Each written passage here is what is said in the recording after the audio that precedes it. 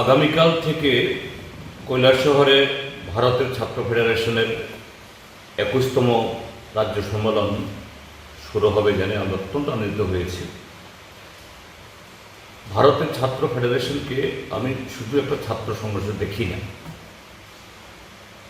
আমি আমার ব্যক্তিগত জীবনে 1972 যখন নবম শ্রেণীতে পড়ি, তখন জীবনে প্রথমবার এই এসএফআইয়ের সংস্পর্শে আমি আসি এবং এসএফআইয়ের আন্দোলনে সেই সময়তে অংশগ্রহণ করার মধ্য দিয়ে আমি সমাজ, রাষ্ট্র এবং একজন নাগরিক হিসাবে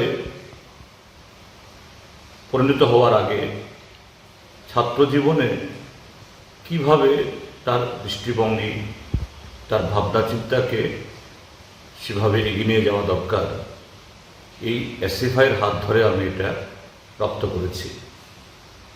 কাজেই আজকের দিনেও সেই এসএফআই দেশের যে বর্তমান শুধু ছাত্রদের যে শিক্ষা এবং শিক্ষান্তের কর্মসংস্থানের সংকট যে প্রবাহমান, সেই প্রস্তাব যে সামগ্রিকভাবে আমাদের দেশের রাজনীতি, সমাজ, অর্থনীতি, সংস্কৃতি যেভাবে চলছে, সেই জায়গায় দাঁড়িয়ে দেশকে যদি বাঁচাতে হয়, দেশকে যদি সে পথে আবার উঠে দাঁড়াতে হয়, তাহলে ছাত্রদেরকেও তৈরি করতে হবে।